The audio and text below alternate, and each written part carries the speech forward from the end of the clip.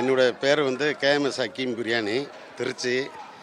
ஆக்சுவலாக இன்றைக்கி வந்து நம்மளை சமையலுக்கு பிரியாணி செய்ய கூப்பிட்ருக்குறாங்க. 40,000 பேர்த்துக்கு பண்ணுறோம்.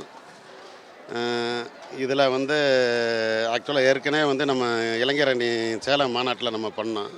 அது நல்லா இருக்குன்னு சொல்லிட்டு துணை முதலமைச்சரை சொல்லி இந்த ஆர்டர் நம்மளுக்கு கொடுத்துருக்குறாங்க.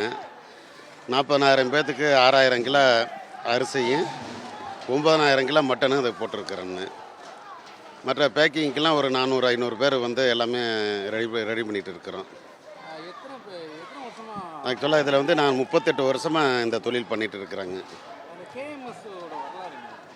கேஎம்எஸ் ஆக்சுவலாக வந்து எங்கள் அப்பா இதை ஸ்டார்ட் பண்ணாங்க.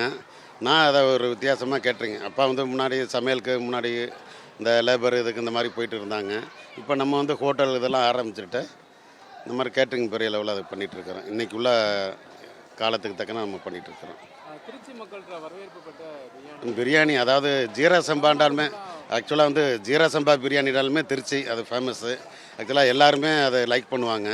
இன்றைக்கி அதை எல்லாருமே சாப்பிட்டு இப்போ தமிழ்நாடு ஃபுல்லாகவே ஜீரா சம்பா பிரியாணி மாதிரி கொண்டு வந்துட்டாங்க. முன்னாடி ஆரம்பத்தில் பாஸ்மதிங்குவாங்க. இப்போ எல்லாம் ஜீரா சம்பா. பாஸ்மதியோட ஜீரா சம்பா ரேட்டும் இப்போ ஜாஸ்தி ஆகிருச்சு. அதனுடைய டேஸ்ட்டே தனி சுவை ஜீரா சம்பா ரெடி. என்கிட்ட வந்து கரெக்டாக 4 மணிக்கு கேட்டிருக்குறாங்க. ஒரு 11 மணிக்கு நாங்கள் பேக்கிங் பண்ண ஆரம்பிப்போம். ஒரு 4 மணி நேரத்தில் பேக்கிங் பண்ணி கொடுத்துருவோம். ஒருத்தருக்கு 1 கிலோ பிரியாணிண்ணா. ஒவ்வொரு கிலோ.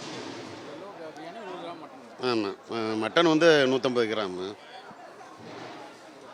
ஓகேண்ணா, தேங்க்யூ. ஆக்சுவலாக இது வந்து பாரம்பரியம். நம்ம எனக்கு முன்னாடி அப்பா, அதுக்கு முன்னாடி எங்கள் மாமா, இந்த மாதிரி எல்லாமே பாரம்பரியாக செஞ்சுட்டு இருக்கிறோம். எனக்கு பின்னாடி எல்லாருமே இருக்கிற அண்ணன் தம்பி எல்லாருமே இருக்கிறாங்க.